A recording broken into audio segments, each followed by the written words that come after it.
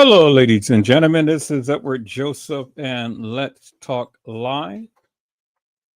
Diddy and Jay Z, what are you going to do with me? All right, let's talk. Well, today, peoples, has been such an interesting day. I'm here, I am live, and I am going to talk about some things, peoples.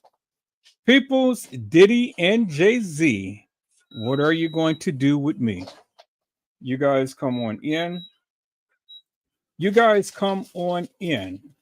You guys come on in, for there's so much to talk about, people.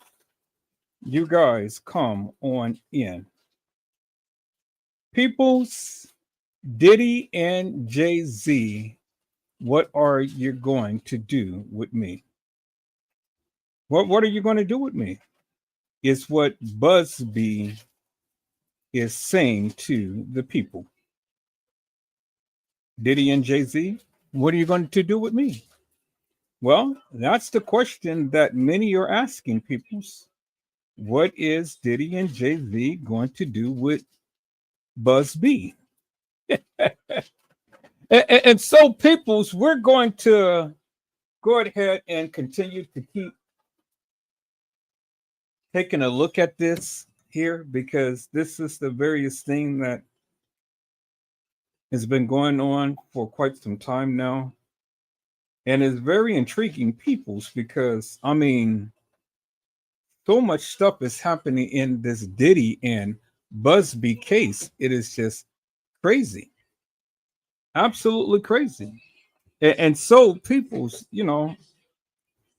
I decided to just go ahead and while everybody is still talking about it, I might as well just go ahead and put my little 2 cents in things. Now, I have been gone all day. I've been meaning to go ahead and cut up some of these videos and make some little shorts and stuff, but I'm home now. So, and I need to get some sleep because I am like really sleepy. So I'm not going to be on live too long, but I just wanted to come on just for a brief moment to just kind of like, you know, shed a little bit of light upon all that is going on. Hello, little Bo Peep. How are you, ma'am? It is a blessing to see you on today. Little Bo Peep says, turn on each other. Well, that's exactly what they're doing. They're trying to pin these two up against each other.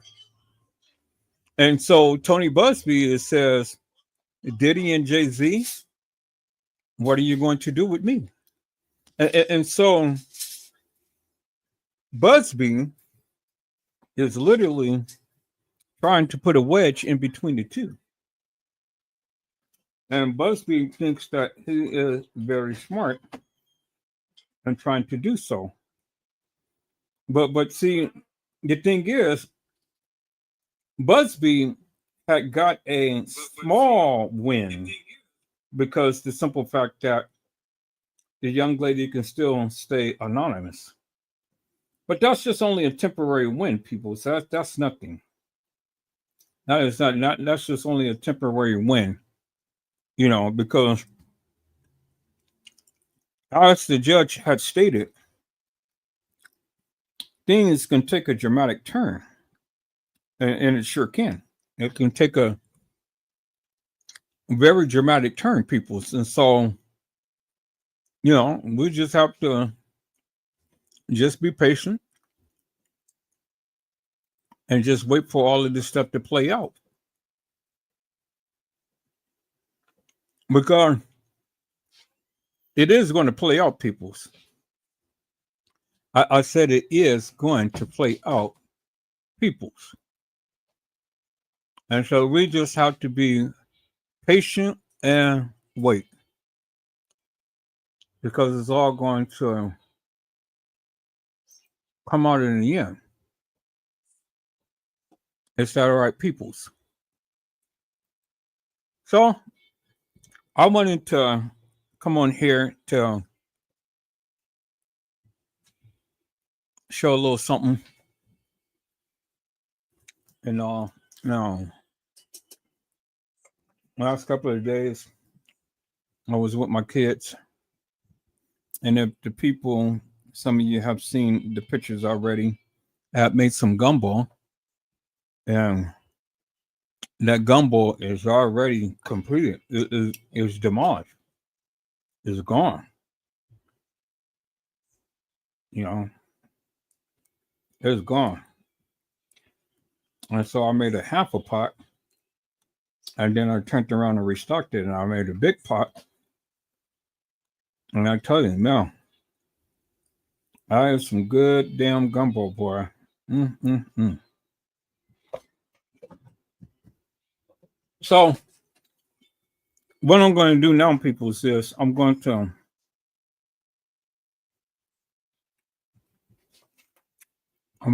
go ahead and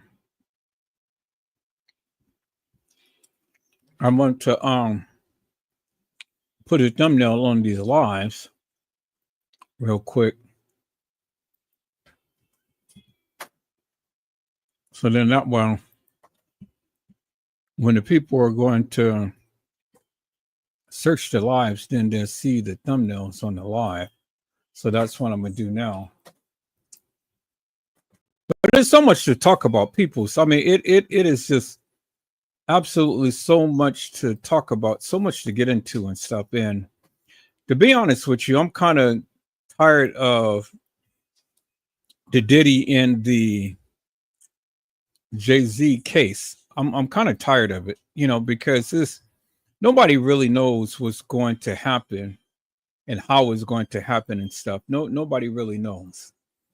Everybody is speculating and things. Everybody is rendering their opinions and whatnot. And I get it. We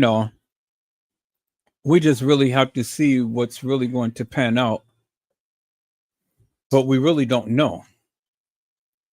And that's the thing. We really don't know, I mean, as the American law is, you're innocent until proven guilty, but in accordance with the people, you are guilty until proven innocent. And so everybody wants everybody to be guilty just because someone had alleged something or said something. That doesn't make them guilty peoples. It doesn't make them guilty. But that's okay, I mean, everybody's going to allege something and things. And so, you just have to stand up with a thick skin and just stand your grounds and say what you need to say and stuff, regardless of what the people say. And so I know I've been ridiculed, talked about, and scorned many times over. And even there's some things that has been surfacing on tonight and stuff, that people just want to continue to keep trying to hash and whatnot. But it doesn't bother me, peoples, and it's not going to stop me from doing what I do. Whether you like me or whether you don't, whether you like what I do or whether you don't, it doesn't bother me. I'm just telling the people, look, stop being a little mockingbird and coming back to tell me what other people are saying about me. I frankly do not care, peoples. We're coming into a new year, 2025. And so it's going to be at some point the people are going to have to learn how to stay out of mess, madness, and confusion. Because that's what it is. It's all around. People is just mess, madness, and confusion. And people just consistently want to keep things going. And so if you give energy to it, well, then, it'll take hold. But if you don't get energy to it, well, then it can never take hold, peoples. And see, I choose not to give energy to it, peoples, because like I said what I said. I did what I did. I stand by everything that I say. And whether you people like it or not, it really doesn't matter to me, because at the end of the day, I said it and I stand 10 toes down with it. So now what are you going to do? What can you say? I mean, you can't say anything. The only thing you can do is just go and make lives and speak your piece about whatever and stuff, but you can never come to Edward Joseph's channel and to debunk him. That's the biggest thing. I have yet to have any YouTuber, Facebooker, Twitter, Instagram, or the likes come on and try to debunk Edward Joseph. So, you can go and you can take all of the old videos and plaster it all up on YouTube and Facebook and things of that nature and stuff. But at the end of the day, at the end of the day, I really don't give two rats' asses what any of you think, feel, say, or try to do. I really don't. And so because of that, peoples, I don't give credence to all of that madness and stuff because, see, the thing is, we did it back in the day and it was good. It was wonderful. It was good to harp up on people and put people down and talk about people and so on and so forth. But see, that's all you can do is just regurgitate all of the old videos and thinking that is going to affect Edward Joseph. It'll never affect me, peoples. I will never allow nobody from their mantra and all of the things that they do affect what I do here on this channel.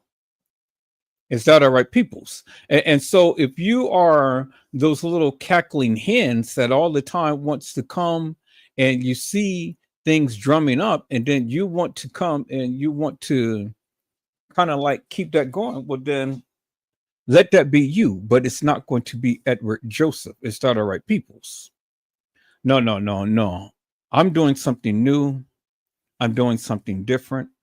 And because of that, peoples, everybody wants to continue to keep drawing you back to days of old. And so I refuse because you've only shed light upon that you want to give attention to. And I'm not going to give attention to that. So I just spoke my piece, people. So I just wanted to put it out there.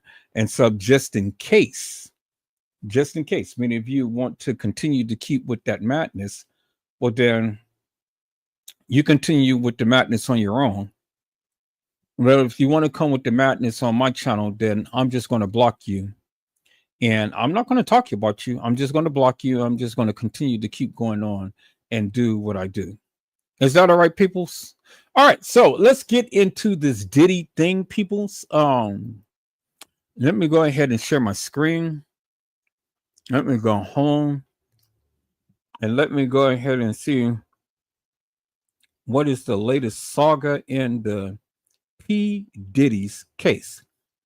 Because everybody tends to come out with breaking news, people. Everybody tends to come up with breaking news. And so it's nothing breaking, really. It's the same old mantra and things. I mean, a few things happen that the young lady who had given her testimony had won to a certain degree because she can remain anonymous still today. But that's okay because all of that is going to change too, peoples. Is that all right, people? So what I want to do is I want to go ahead and put my banner up, my disclaimer, and then we're going to go from there. All scenes in this video has allegedly occurred. We hold no responsibility to what is being spoken. People, that means any and everything that I say, you say, or anybody say upon this channel has allegedly occurred, and we hold no responsibility to what is being spoken, peoples. All right. Let me go with my disclaimer. Content disclaimer, peoples.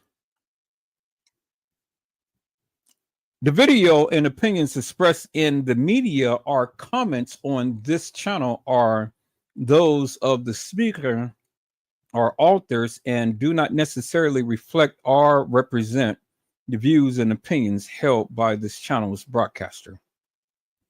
Due to the social nature of this broadcasting channel, videos may contain content copyrighted by another entity or person. This channel's owners claims no copyright to said content. The broadcaster of this channel cannot be held accountable for the copyrighted content. The broadcaster of this channel is a messenger and sharer of information and strives to verify but cannot warrant the accuracy of copyrights or completeness of the information on this channel. If you have a complaint about something or find your content is being used incorrectly, please contact the broadcaster prior to making a copyright claim. Any infringement was not done on purpose and will be rectified to all parties' satisfaction. All right, peoples. That is my content disclaimer. We're going to go back and we're going to get into this tonight, peoples. I want to share my screen and let's see what is the latest saga that is happening in the P. Diddy's case, peoples. Let's see what is the latest saga that is happening, peoples. All right. So we're going to give a shout out to Street Blogs 4L TV. We're going to take a sneak peek at what they had to say. Feds indict Jay Z for Kathy White. Tupac footage sold to TMZ.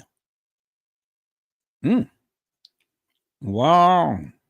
Let's take a look at this, peoples. Let's go.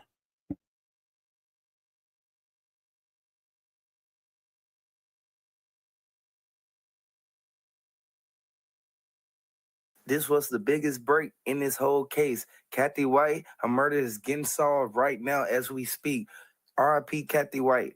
Jay Z, he put himself in a messed up predicament, and the choices that he made, it's leading him to be prosecuted right now in this day and age. I want everybody to hit the like button, drop them R.I.P. Kathy Whites down in the comment section. They said there is some inconsistencies with the police report and the statements that was given at the scene when Kathy White was found. I want everybody to know this is a sad situation, but Tupac, Kathy White, and there's so many other people that Jay Z played a role in what happened with these people. I want y'all to know Gene Deal, he told it all. And this is something that we all knew it was going to come one day. Rihanna is the main one who said Jay Z locked her in the room until she was ready to sign something. I want y'all to know this is something that happened time to time, but you have to watch the people you keep around and you have to watch the people you bring in your circle. Can you really believe Jay-Z's lawyer is trying to say there's no relationship other than professional relationship between Jay-Z and P. Diddy when we really have timelines of these guys together, which is great. They were best of friends in the industry and in the personal life, but he's really playing that card. And let me tell you, America's not buying it. Everybody is saying, like, are you out of your mind? Regardless of what went on inside of those parties, P. Diddy, he was hand in hand with Jay Z.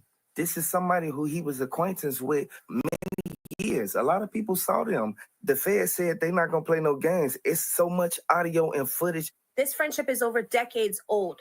There is no way that the lawyer is really trying to spin this card just to get Jay-Z out of trouble. If that's the case, we got to start looking at everything and everybody differently. Diddy, he's going to be sitting there. Jail can't hold nobody back, but the stuff that Diddy did, it will hold him back. Jay-Z, he didn't want to put himself in that situation, but everything is linking back to the footage that's inside of Kim Porter mansion.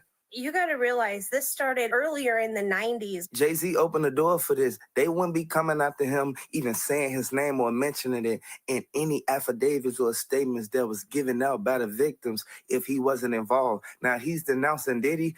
Regardless of what went down, they shouldn't have never set Kim Porter up for failure because she was left in that house alone. A lot of people thought that Jay-Z was the only one who was sitting right there at them parties doing his thing and acting like he wasn't involved in it. If you was there at the party, that means that you were a part of it. And a lot of people thought that Kim Porter was going to eventually put her tell-all book out there and inform people on what's going on with Diddy, but she wasn't able to make it to see that.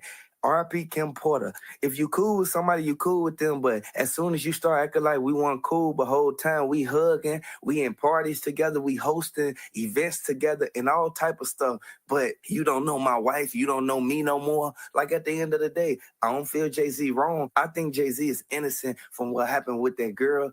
But everybody know for a fact the substantial evidence that the police report proved, it showed that these are the people who was inside of Kim Porter's house after they came from Jay Z party. So regardless of how they put it, they really need to look into what Diddy did to put himself in this situation to the point where your friend, to the point where your baby mama have a mysterious death. R.I.P. Kim Porter. Kim Porter been trying to lead Diddy. She went to a couple parties, but she been trying to get herself out of that situation because she knew it was coming down on him. That's why she was instantly trying to expose it all. Mike Tyson was the one who told them, like, man, he gonna make sure everybody know what happened to Kim Porter because it's undetermined at this point. Everybody knew that Mike Tyson was the main one. He was there when Tupac even got sent up. Tupac was never supposed to have been in that situation to the point where he don't have control over his life. He was in the passenger seat. And Tupac, he was the main one telling everybody that Diddy was doing this stuff from a long time ago.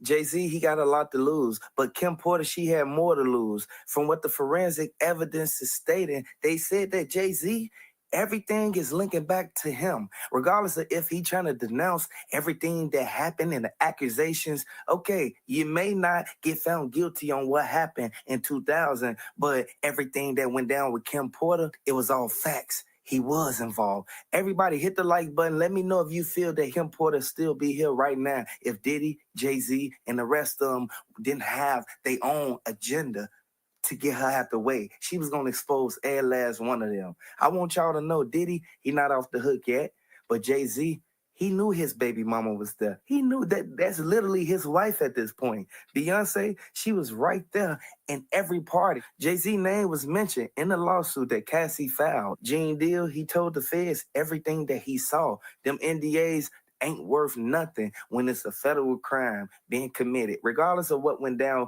we know that Diddy, he's going to eventually tell them what Jay-Z did. This is where their whole mastermind plan falls apart. And a lot of people know that things don't last long when you're doing wrong. A lot of people thought that Jay-Z was going to get away with everything. No, they got him now. It's over with. The feds not finna play no games. And the feds, they're not going to pick up one person. They're going to pick up everybody who was involved in it. And you can't get mad at nobody for what they did. But Kim Porter, she wanted to report this stuff a long time ago. She was scared of her life.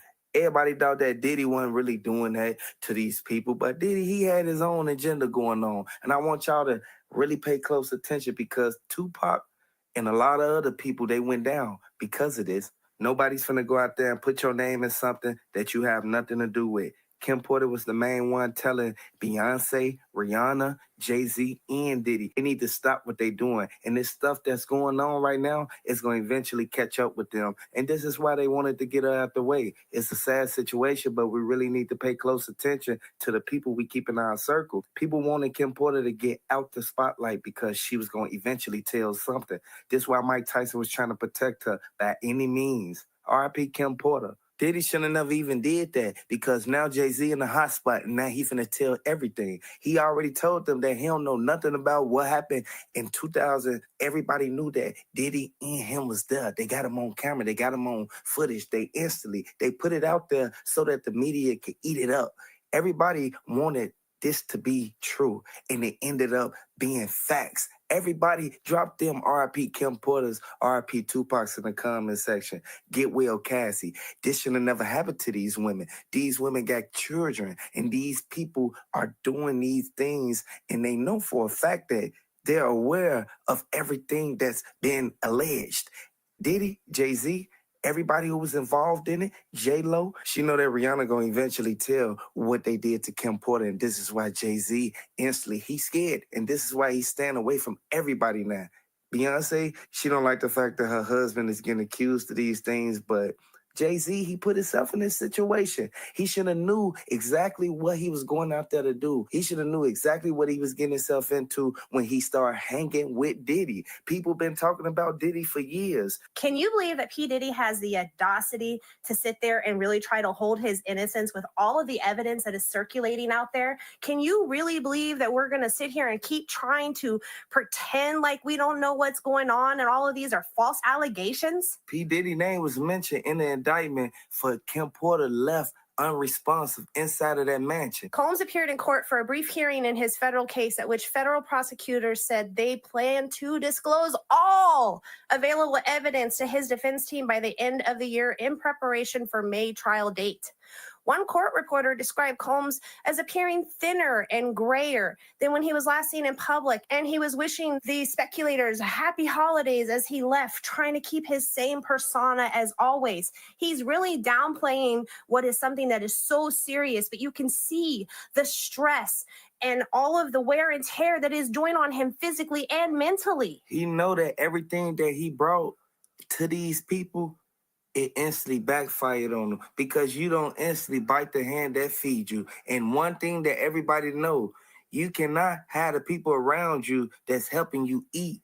And then you turn on all these people. Cassie, she was one thing in this whole situation, but we know for a fact what happened before the lawsuit even came out.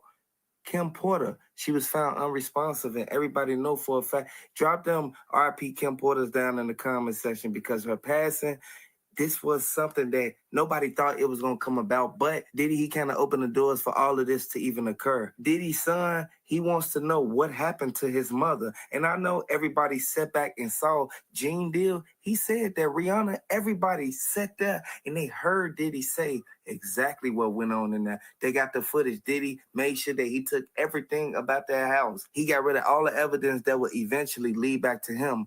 I want everybody to know this is a sad situation. Tupac was one of the main ones who kept telling everybody. He was warning everyone, leave Diddy alone. Don't go around Diddy. Diddy doing this. Diddy is involved in so much. And then it ended up coming to the light. Whatever's done in the dark will come to the light. Every party that Diddy had is getting exposed. You have to figure, too, as far as we know, P. Diddy was the last person to see Kim Porter alive.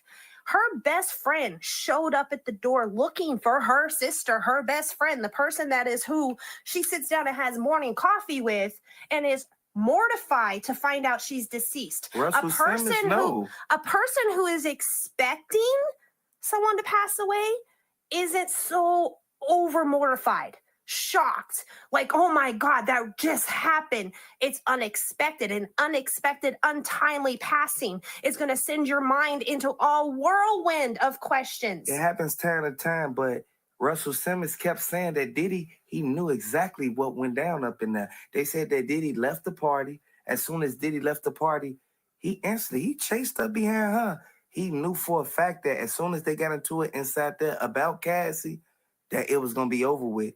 People don't know that Kim Porter, she's not here with us today because of the argument that they had at Jay Z party. And now Gene Deal said that he sat back and he watched Diddy for 25 minutes. Next thing you know, this is where Diddy, he instantly walked out the door. He followed Kim Porter.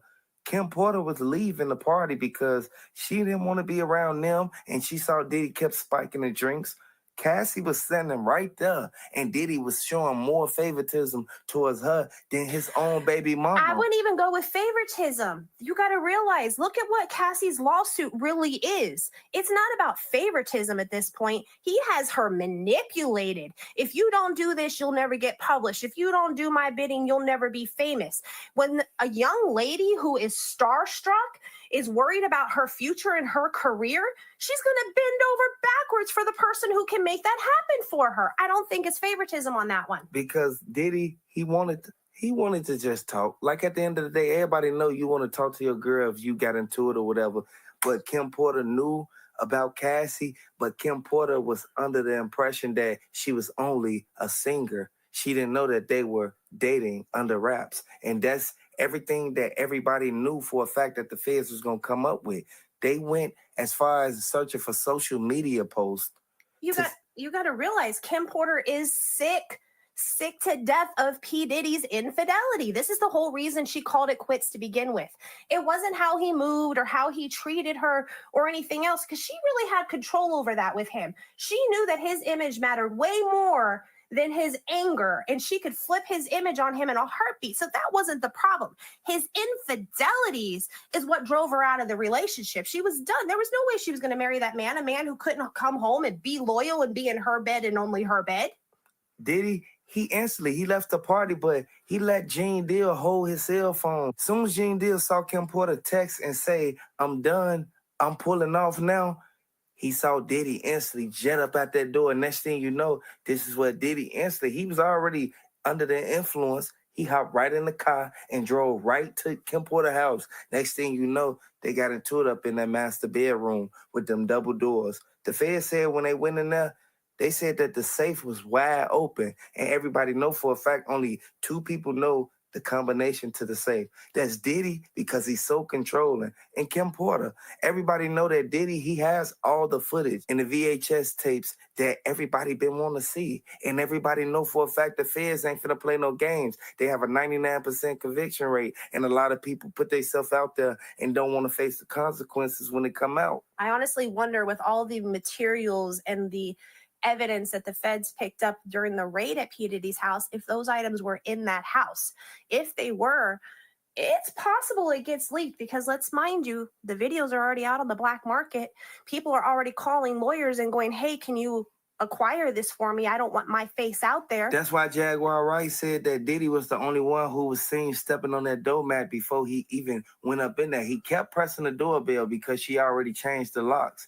But you can't get mad at nobody for certain things that they do. You can't get mad at Kim Porter because she changed the lock. She didn't want you around. She was already tired of your infidelity. And next thing you know, you jump out there and you're going to rush to her crib and then try to instantly come back to the house and act like you don't know what happened. But you know for a fact that as soon as this happened to Kim Porter and she was instantly up in there trying to fight for her life, you went right back to the party and then had no remorse and didn't care about this lady. Drop them RIP Kim Porters down in the comment section, because she left kids behind. There's a lot of people knew for a fact Kim Porter was a role model. She was one person who the community looked up to. She moved with grace and had a strength about her that was undeniable. People admired Kim Porter, even to this day, for the person and who she was and the impact she had, not only in her personal world, but the impact of lives around her and the community around her, both actress and model and mother and just friend. She was helping the girls that was coming in because she didn't know that Diddy was doing this stuff behind the closed doors. Then once she started going to them parties, she saw that Diddy was moving under wraps. He was doing things that she never could believe she'll see. That's why she started writing her book. And then once she was about to publish it and then put it out there on the market, Gene Deal told her, like, "Man, is you ready to do this? Is you sure you want to do this?" And then that's when she said, "I'm ready to do it." Next thing you know, Diddy instantly got into it with her at that party. That's the last thing that P. Diddy wanted released. That book would have destroyed his image, his empire that he's built. Not only him, but whomever else she has listed in the book with him. Because the strings all come tied together at some point in time, right down to Jay Z, who, did you not know they only have a professional relationship? They only work together. They're not friends. Come on now. America's not buying it. Nobody likes a snake. Nobody likes the fact that Diddy, he did all this and then he hid his hands. You throwing rocks at the penitentiary and then now you want to try to tell on everybody. Like, at the end of the day, that's on you, because you're the one who has to sit up in there and face the consequences that you put yourself in. Nobody told you to go out there and do that. You had all that power and you abused it. Unfortunately, due to the time that has passed and everything that's really done, we'll never, ever really know, RIP Kim Porter, what happened. But you know what will happen? It's going to eat away at his conscience. And you want to talk about a sleepless night? For real, though, low key. The mother of your children? Because if he got into it with her and they had a fight up in there, or anything happened to the point where she was telling him to get out, just like they stated in the affidavit, I want y'all to know, Diddy put himself in a messed up situation because not only that you got these charges of racketeering and all this extra stuff, you literally have to face what they gonna bring to the light about Kim Porter. I'm going to just put it this way. Did we ever forget what OJ was accused about in the 90s? If the glove fits, you must acquit. I'm pretty sure everybody has said that at some point in time in your life. It's become a comic statement. It do. So do you really think that even if by some miracle they prove P. Diddy innocent, people are ever going to forget? Diddy don't want to be guilty. If he guilty, he gonna lose everything. And Diddy know for a fact that he was having fun popping them bottles, telling French Montana and Rick Ross and them to come to the parties and instantly sit at the tables and, host everybody. Let everybody see how he dropping the things up in the liquor bottles. I want y'all to know this was a sad and tremendous thing that he did. He did something that nobody has did in the history of the U.S. I was watching over a few different interviews that P. Diddy did over the years from Larry King Live. He secretly, underhandedly, nonchalantly tells on himself some way in every interview. Every interview, but he thought that it wasn't going to get out there, and people end up taking clips of the interview and end up putting it back to the media. Like, they sent it to them and let them know, like, yeah, Diddy said this, but Diddy was saying some messed up things. You cannot say messed up things and think that people ain't going to come back and instantly ask you, like, why you say that. The accusations, war of words, and legal filings in Jay Z's sexual assault case has got us thinking, what could come from this?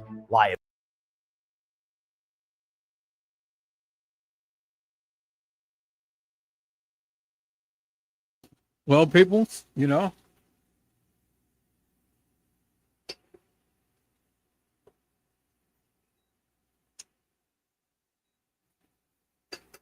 all what these people talked about and stuff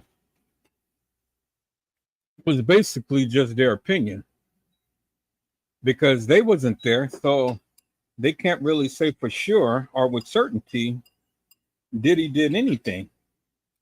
I mean, all these accusations is happening with Diddy and stuff, but at the end of the day, Diddy is just one person.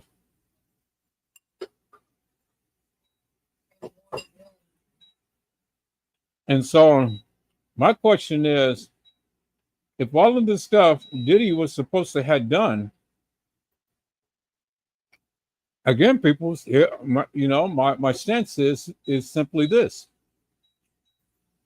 Why is the people just now saying something and didn't say anything at the particular time to when all of this was supposed to have taken place? That's the very thing that just boggles my mind. I still can't get over that.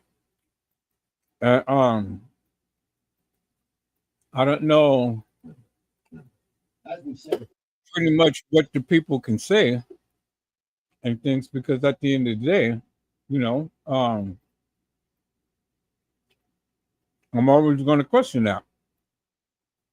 Why now? Why now is all of these people coming out to say all of this stuff about Diddy when they could have been brought this out a long time ago?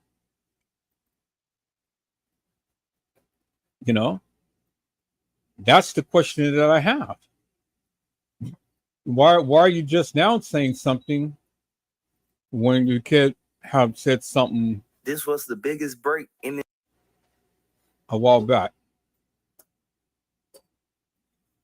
And so it seems to me that everybody is just jumping on the bandwagon.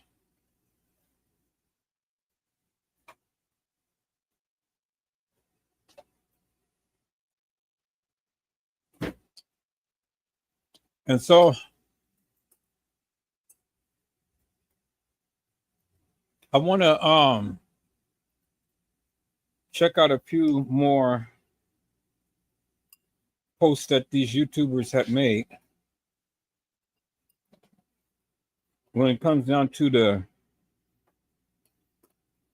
Diddy and Jay Z case. Now, if many of you really think that Diddy is going to be prosecuted and thrown in jail for the rest of his life, well, think again. Because if Diddy had that much power to do what they proclaim that he has done, what makes you think that he's going to spend the rest of his life in jail? It's not going to happen, people. It's just not going to happen.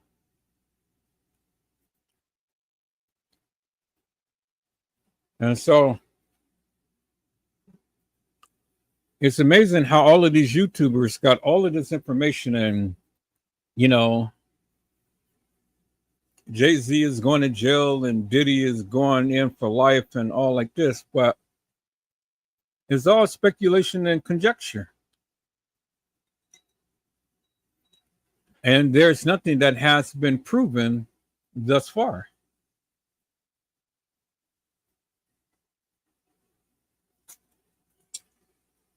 Not yet anyway, because they haven't even went to court yet. So all of the discovery hasn't even come out. So it's amazing how these YouTubers can get the discovery before the courts even gives out the discovery. But it's entertaining to me, people, to listen to all of the people and, you know, a lot of their conjectures and their lectures and their commentary. It's funny to me because, you know, everybody seems to be an expert in all that has been going on in the P. Diddy and Jay Z's case. It's amazing to me, people. You know? So I'm just trying to see what's going on. I've been looking and listening to all of these different people give their narratives and whatnot, and it's funny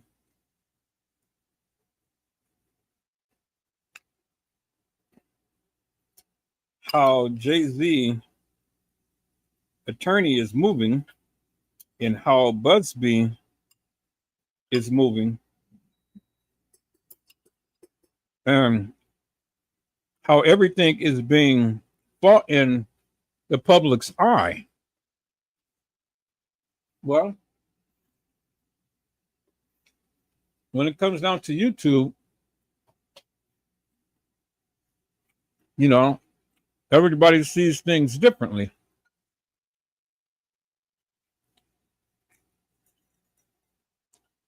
Everybody does.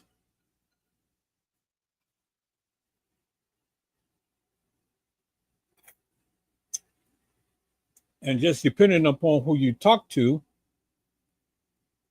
is whether or not you're going to have a biased opinion or not about the particular case.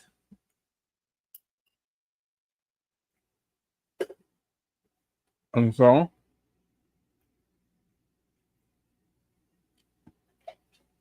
let's look at the opinions of the people to see exactly what is what.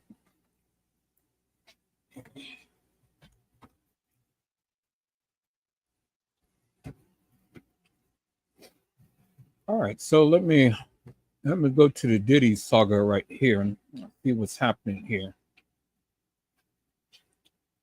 Listen to a lot of the things that people have to say. So I'm still waiting on what really happened to Kim Porter and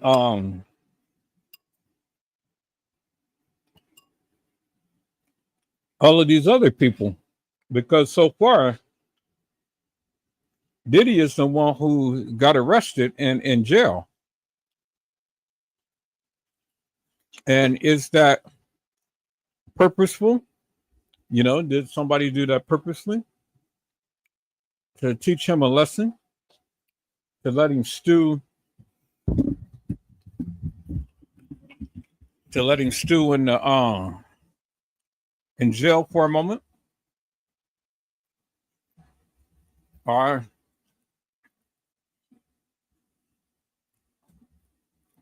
do they really have something?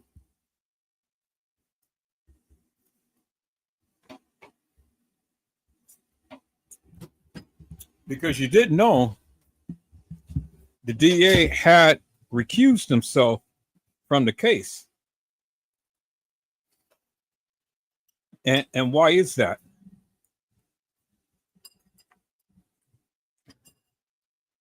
So that tells me, people, that something big is happening. We don't quite know exactly what, but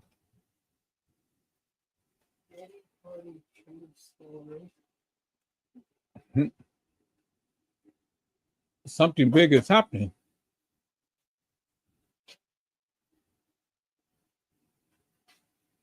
All right. Let's take a look at what I saw at Diddy's Black Party will haunt you forever. Server said, their voice low and Shout out to Unseen Horrors.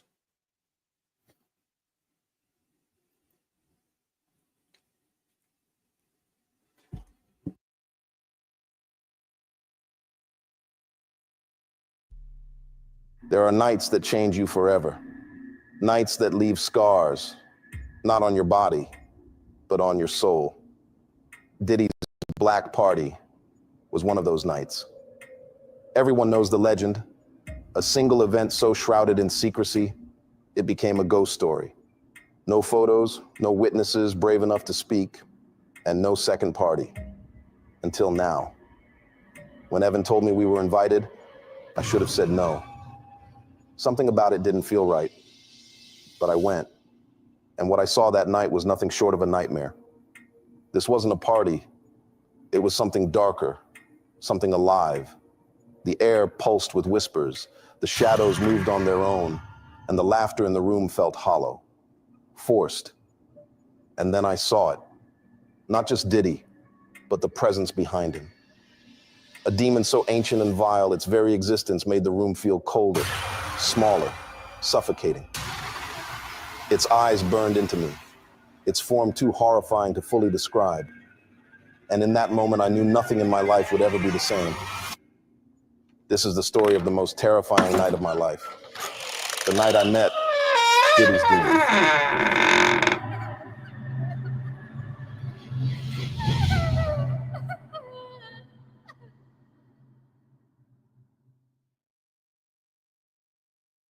Some nights stay with you forever. Diddy's infamous Black Party was one of those nights. Everyone had heard the whispers. A single event years ago that no one dared to discuss.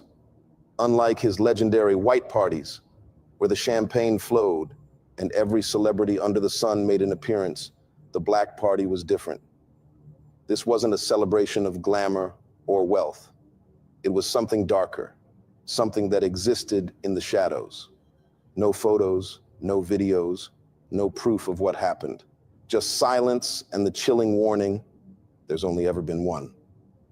That's why, when Evan called me and said we'd been invited to another Black Party, I thought he was joking. You're serious? I asked, gripping the phone. There's no way. That was a one-time thing. Even if it did happen, why would we get invited? Evan's voice buzzed with excitement, almost manic. I'm telling you, this is it.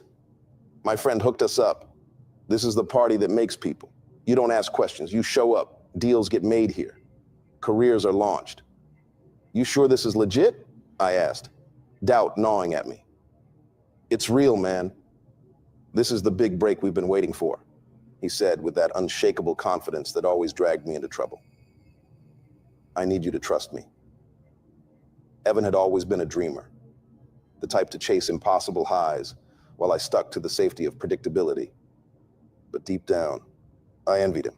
Against my better judgment, I sighed and said, "Fine, I'm in." The mansion appeared at the end of the road like a mirage, its glass and steel exterior reflecting the dim light of the moon. Golden lights illuminated its sharp edges, casting long shadows that seemed to stretch unnaturally across the ground. The driveway was packed with luxury cars, sleek sports cars, and polished black SUVs that seemed to hum with quiet power. Our beat-up sedan felt embarrassingly out of place, but Evan didn't seem to care. He hopped out with a grin, straightening his jacket like he belonged there. "Damn," he said, looking up at the towering structure. "This is next level." Inside, the air hit me like a wall. Warm and heavy, it carried a faint metallic scent that lingered just beneath the surface. The music thudded softly, a low, pulsing bass that seemed to vibrate through the walls. The guests were like something out of a dream. Celebrities, influencers, and power players moved through the room with an almost ethereal grace. Their laughter was soft, musical, but there was something hollow about it. Their movements felt choreographed, their smiles too perfect, their eyes too empty. Evan vanished almost immediately, drawn to a group of women who looked like they'd stepped out of a fashion magazine. I stayed back, hugging the edges of the room and nursing a drink I didn't plan to finish. Diddy's parties were legendary, especially his annual white parties. Everyone knew the drill.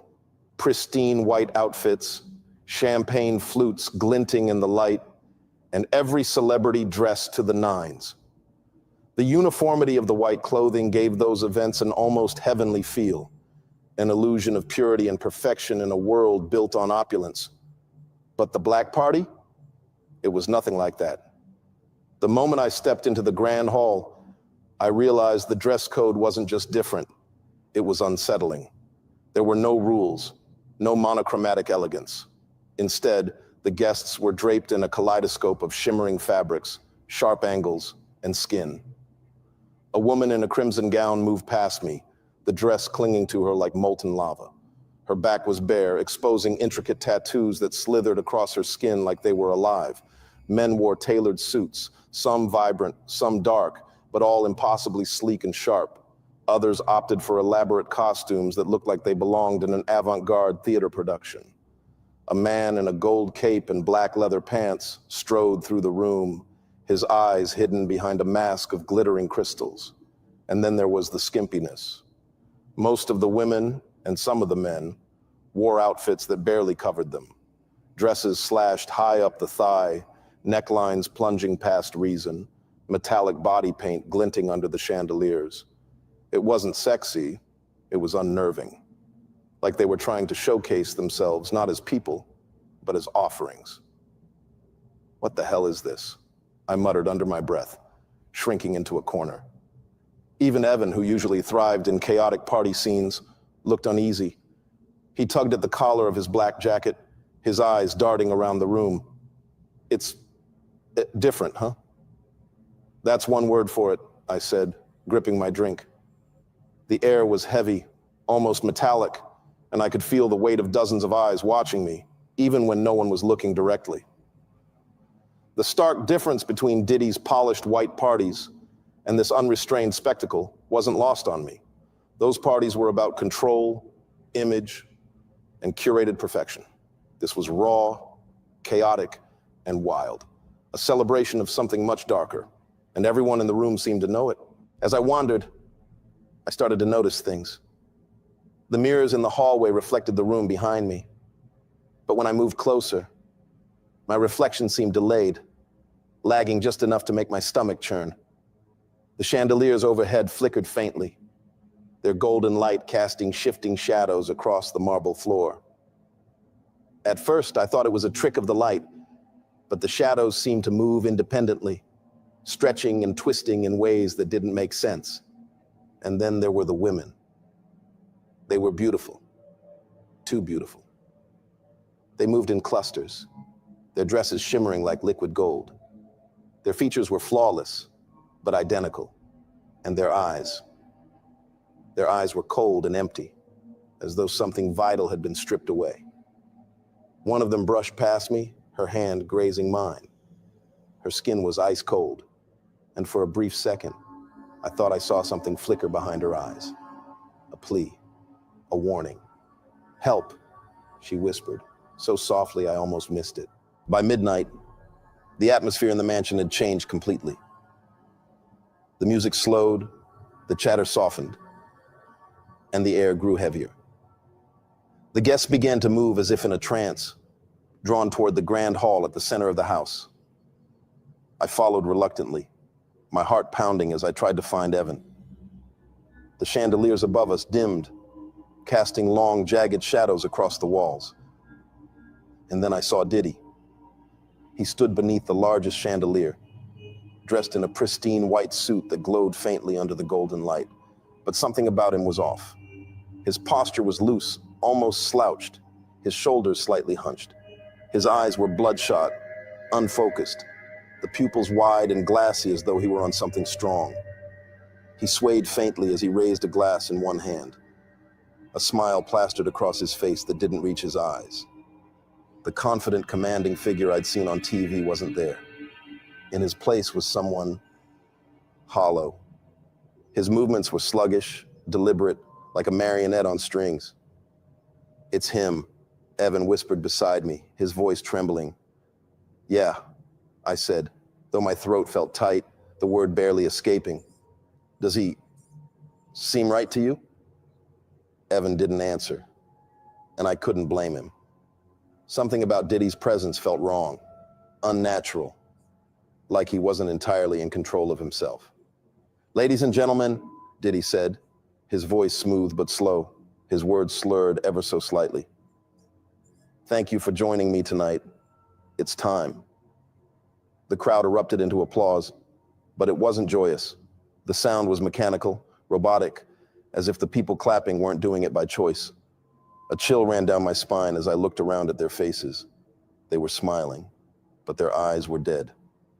The room suddenly felt suffocating, the air thick with a metallic tang I could taste at the back of my throat. The whispers began then, soft and indistinct, like static at the edge of my hearing. I didn't want to be there anymore. I didn't want to know what was coming next.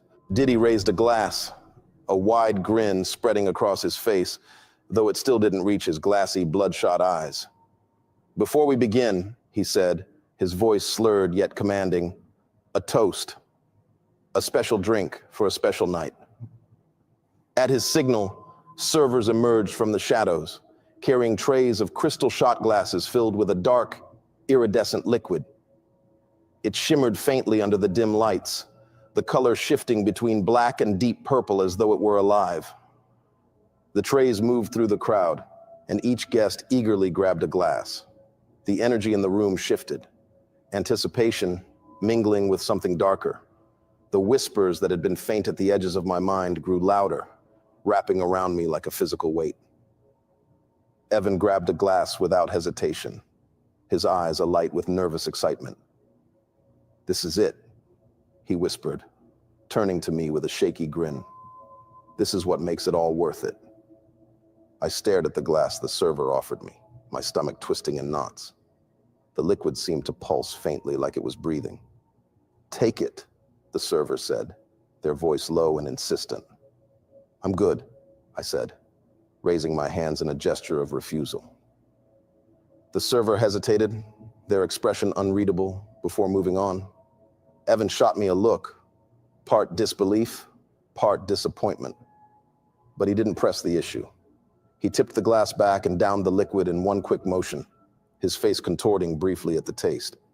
All around me, guests were drinking, their movements synchronized like they were part of some silent, rehearsed choreography. As soon as the last glass was emptied, the air in the room seemed to shift. It was subtle at first, like the pressure had changed, but it quickly became suffocating, almost unbearable. And then it happened. The women began to undress. It wasn't hesitant or bashful. It was deliberate, ritualistic. They moved in unison, their hands pulling at zippers and buttons, their shimmering dresses falling to the floor in a cascade of fabric. One by one, they stood exposed, their bodies adorned with intricate markings that glowed faintly in the dim light. "What the hell is happening?"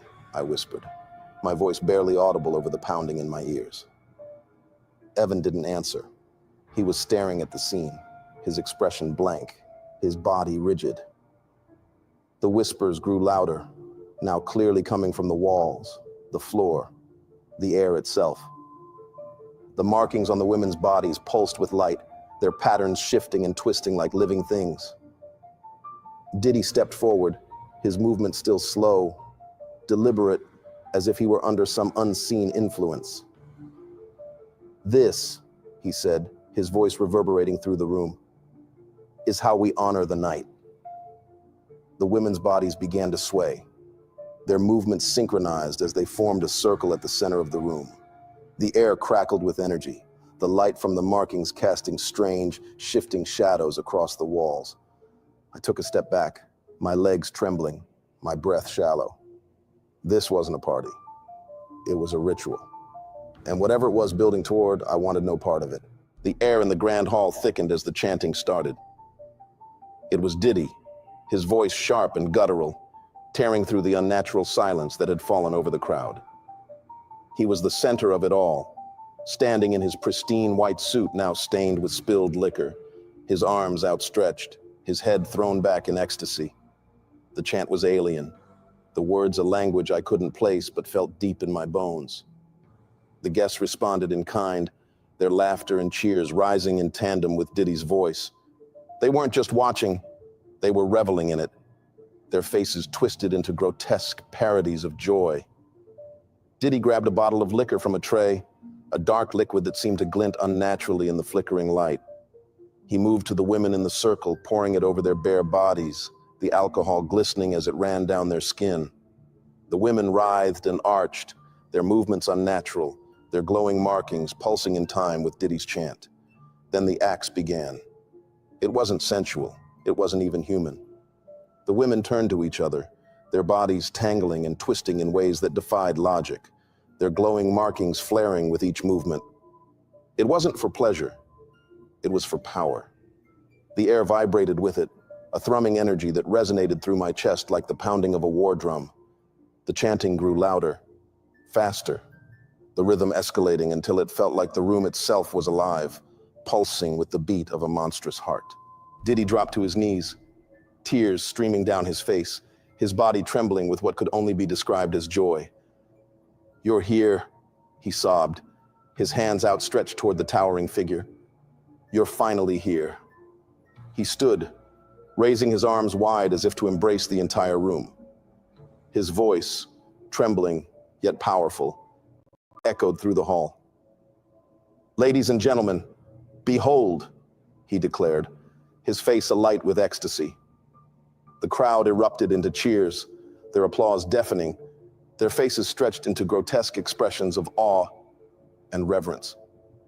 The energy in the room surged, the golden lines of the pentagram flaring brighter, the molten cracks in the floor spreading outward. I stood frozen, my heart pounding in my chest. I had no idea who or what this creature truly was, but its name sent a shiver down my spine. The whispers in the room seemed to take up the name, repeating it in a soft, hypnotic chant. The demon's gaze swept over the crowd, its burning eyes lingering on each person, as though it were weighing their worth. And then it looked at me. The air around me grew impossibly heavy, the temperature plummeting, until frost began to creep across the marble floor beneath my feet. The whispers grew louder, overlapping, weaving together into a single, booming voice that seemed to come from everywhere at once. "I am desire," it said, though its lips didn't move. Its voice wasn't spoken. It was in my head, resonating through my very being. "I am the hunger that drives men to ruin, the flame that consumes all who draw near. I am the king of what lies hidden, the master of lust, the corrupter of flesh and soul. Its massive hand, ending in claws sharper than any blade, gestured toward the glowing markings on the floor. They summon me for their pleasure, for their gain.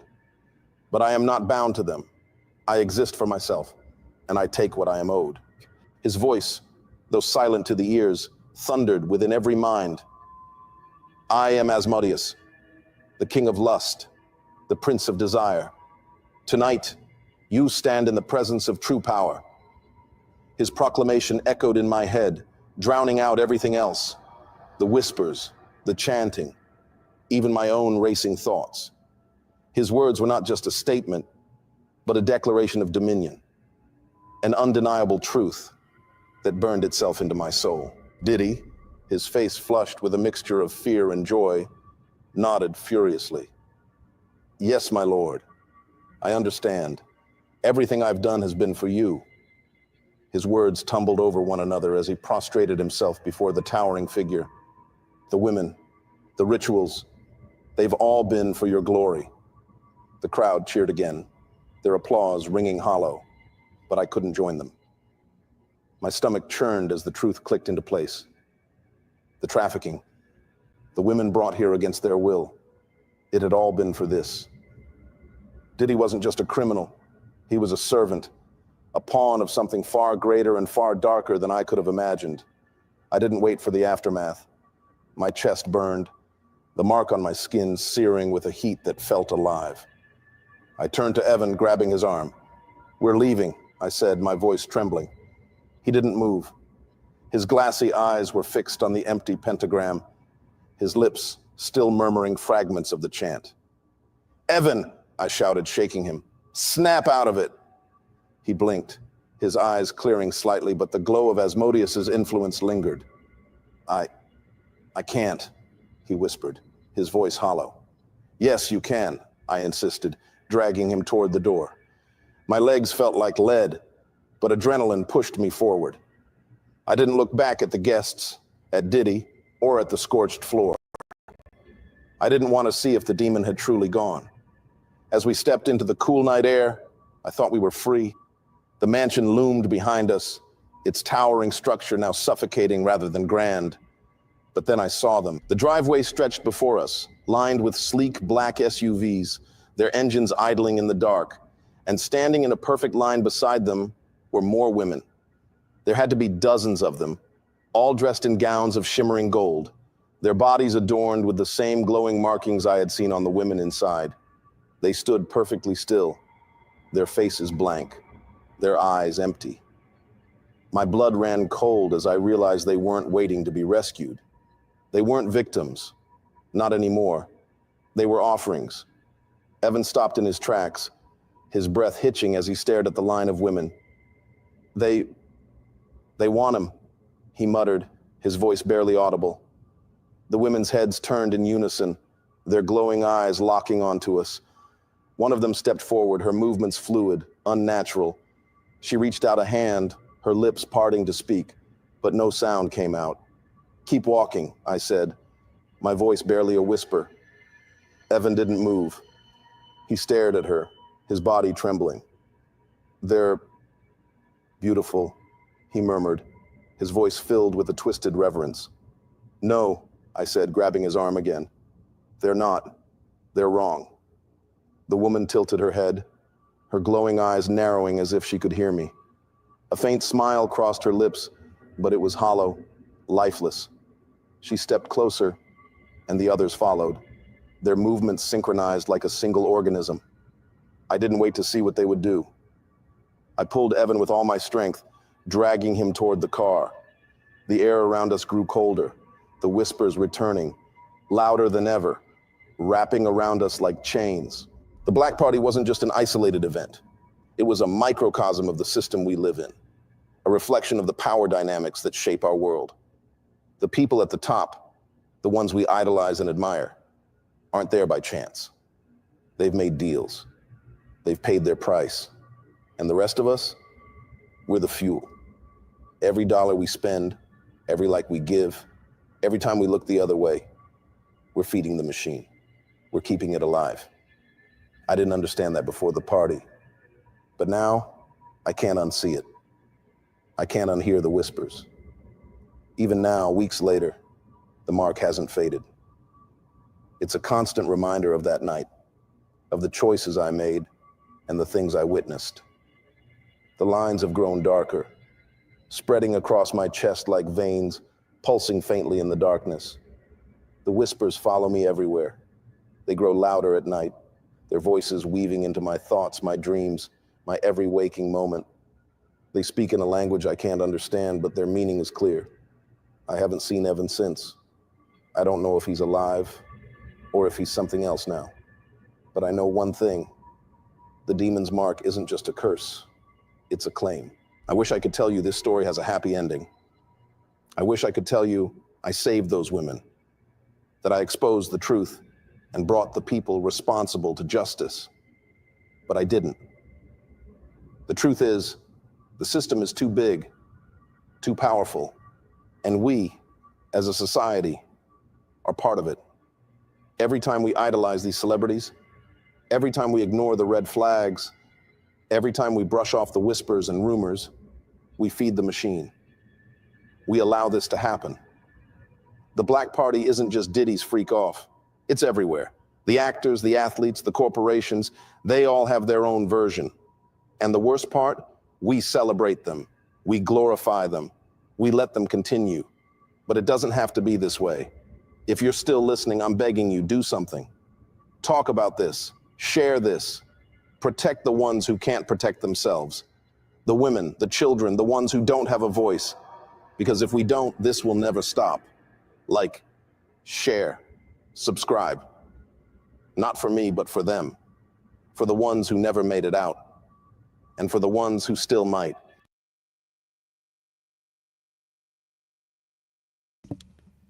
And so, peoples, as you can see, it was a satanic ritual.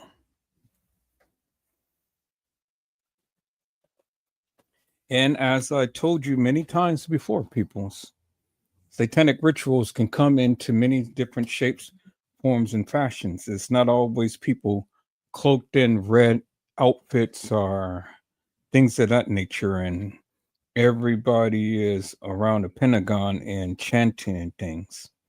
Rituals can come in so many different ways. And so, as we can see, this was a satanic ritual.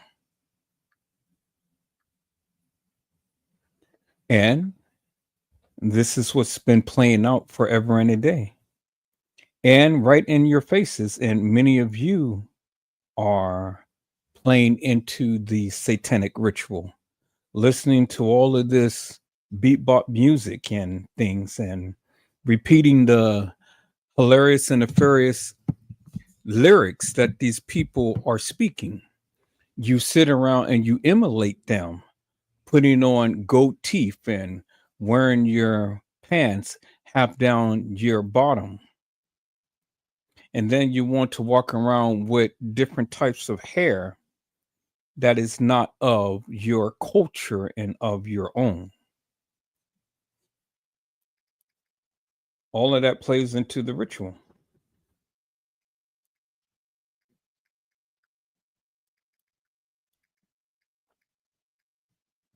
And so, unbeknownst to you, you are acting out just as these people who was at that party. Now you become groupies and things, and you become accustomed to the lyrics and the music, and you adopt the lingo, and then you act with a certain persona just like them. But I'm here to tell you, peoples, all of that madness that you embrace is nothing but a ritual. Because I told you it's all about the signs, the significance of the signs.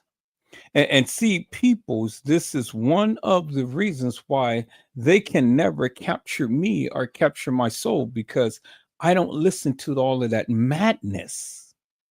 And I don't know the lyrics to these words of what these people sing in these songs and stuff. And I don't rock to the beat. I don't go and spend my money to go and watch Beyonce and Jay Z and all of these other people. I don't do that, people. So I'm not up with that type of culture. But see, you on the other hand, you go and you out clubbing because you think it's the fashion way of doing things. But all the while you are playing into the ritual. You are doing it unbeknownst to you peoples, and you keep them in mansions because you support them by buying their records. You support them by reciting their words. You support them by listening to their lyrics. You support them by acting out in a manner to which they do and expressing the same type of lingo that they speak. You emulate their character. You do that, peoples. And unbeknownst to you, you are participating in the ritual. And many of you do that. Unbeknownst to you, many of you do that. And then you get mad when people go to speak up against them. You are a groupie. You tend to want to try to battle everybody and say, don't talk about them because I like them. Well, but see, the thing is, peoples, you can like them all you want, but liking them ain't going to change nothing. Because see, what you liking them ain't changing their situation. But the thing is, now peoples, their time has come. And just like Cat Williams has said, everything is going to be exposed in 2025. For 2025 is the year of reveal. And so all of those things, people, that Hollywood has been doing forever and a day, it is now coming to light. And not only with Diddy, but Jay Z, and not only with Jay Z, but Beyonce, and not only Beyonce, but Oprah Winfrey, Tyler Perry, and the likes, peoples. All of these things that was held a secret, it is now being foretold. I mean, look at the power players, peoples. Look at Hollywood. They ain't doing all of these parties and stuff. You ain't seeing the BET Awards and all like that no more. You ain't seeing the Oscars and the Academy Awards and everything like that. Everybody, all of Hollywood is silent. Nobody is putting out new music because now we have come into a darkened era in this particular time, peoples. And so for all of those people ain't standing up, and nobody is going into the defense of Diddy, but yet peoples, you've seen all of these demonic demoness devils and stuff at his party. And so they don't want their names to be mentioned because they don't want to hurt their brand. But that's all right, peoples, because come on the 31st of December, all of those names, the superseding indictments and the arrest warrants is going to be administered. And all of those people who have taken place in the rituals are going to find themselves in handcuffs and behind bars to be tried for the various madness that they have partaken in, peoples. Now, see, the Gene Deals of the world, people who sat back and talked about Diddy and stuff, but see, you were complacent because you could have said something a long time ago, but you didn't. And so now, since you're talking about now and stuff, it really don't make no difference to me, because now you were a part of it because you saw it for yourself. And see, the thing is, Mr. Gene Gill, or Mr. Gene Deal, you didn't say anything. You didn't say anything. And see, that's my problem with you, Mr. Gene Dill, because you were seeing it, but you didn't say nothing. And that to me is wrong. And so, people's, you got to think about what you're going to do in this coming year, because all of what's happening to Diddy and Jay Z can very well happen to you. It can very well happen to you, because see, the thing is, people's, there's people out there who all the time wants to destroy the people. They all the time have their mouths open, but see, the thing is, people's, is that they have skeletons in their closet. And so be careful when you try to vilify and mellify another person and try to bring them down, because the same tactics that you use can be used up against you to shed light upon your situation and to bring you down. Yeah, be careful. See, the thing is, peoples, the Bible tells us,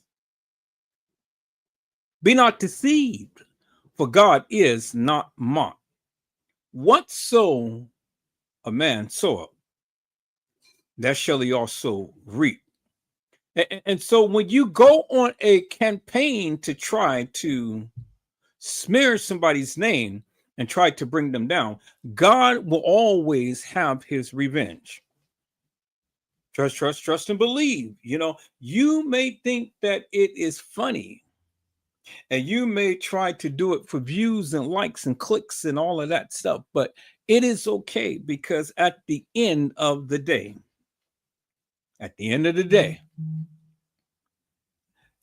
your time will come. Trust and believe.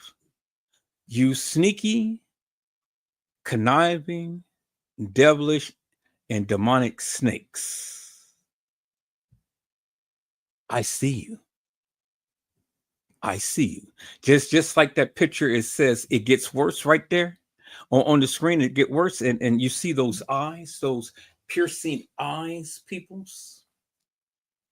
Oh yeah, it gets worse. It's going to get worse before it ever gets better. And so my thing is, people, as a warning to each and every one of you, be careful what you say. Because if you're not ready to play, and if you don't pray, that'll be the end of your day. Is that all right, peoples? So, peoples, I got to get off of here. I'm tired. I've been up all day long, and I got to get me some sleep, but I still got a couple of days off, and I'm going to be here. New Year's is just around the corner. So I'm going to take as much time as I possibly can in things. Can't help it if I'm busy, people. So I'm busy. I got things I had to do in the daytime. And so I can't put these videos together like I want to, but it's okay, because when I do get time, I come back and I be here. Tony Busby said to Diddy and Jay Z, what are you going to do with me? And see, the thing is, peoples, he is trying to pin Jay Z up against Diddy, as you can see. But the drama is just only playing out, peoples. I said the drama is only playing out, peoples. And we're going to see who's going to have the upper hand. who's going to win and who's going to fall. And so people's, like I say, you got to have a thick skin to be in this game. You got to have a very thick skin to be in this game, and you cannot be ashamed. And you got to stand firm and stand tall with that of what you say and what you believe, regardless of what the people may say and regardless of what the people may think. Stand tall and stand firm with that of what you believe. And don't never, ever change that for nothing under the sun. I don't care how rough and tough things may get. I don't care what type of devices the people may try to come with. Stand firm. Stand committed. Is that all right, peoples? So, peoples, I hope I had said something to encourage your hearts upon today. Tune in again next time to when Edward Joseph Let's Talk Live. Edward Joseph Kitchen. Edward Joseph Gospel Hour. Edward Joseph's Blessings Giveaway 2024 will come to you with something wonderful. I love you with the love of Christ, and there's absolutely nothing you can do about it. Peoples, mask up and be safe. And again, peoples, I will be back if the Lord says the same. And Edward Joseph Kitchen is coming to you with some new dishes. Peoples, I just got a new oven with an air fryer. And so it is beautiful and it's very spacious, peoples. And so I am so happy, peoples, and I'm going to put it to good use. And I'm going to be making all of my good, wonderful cakes and pies and everything else. Yes, yes, yes, peoples, God has blessed me. God has blessed me with this, and then God has blessed me with a new printer/scanner. And then God has blessed me with a couple of pairs of new shoes and money. And just a whole host of things, peoples. And so I said, well, this time around, peoples, I have treated everybody throughout the year. And it's time for Edward Joseph to treat himself. And that's exactly what I did, peoples. Out with the old and in with the new. Is that all right, peoples? And so, thank you, Lord. Thank you, Father, for everything that you have done. See, people's God just keeps blessing me. So with that, I have no reason to complain. But all I have is just the gain. Is that all right, peoples? So again, peoples, you guys be blessed, get your rest. And if the Lord says the same, I will see you guys on tomorrow.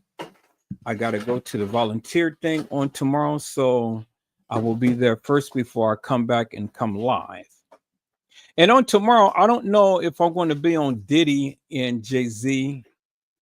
I may be on a Shanquella Robinson case. I may be on the Kanika Jenkins case. I may be on some other case, peoples. I don't know, but you just have to tune in to see exactly what is going to be in store, peoples. I said you're just going to have to tune in, peoples. Well, I greatly appreciate each and every one of you coming in. I thank you, Little Bo Peep. Thank you, Mello. See, I tell you, peoples, people wants to rock with me, and then people don't want to rock with me. But it really doesn't matter if you do or if you don't. I'm still going to be here regardless, peoples. Whether you watch me or whether you don't, I'm always going to be one that's going to speak my piece. Is that all right, peoples? And say what I need to say. All right, peoples. You guys be blessed. Get your rest. And if the Lord says the same, I'll see you soon. God bless you all. Thank you for watching.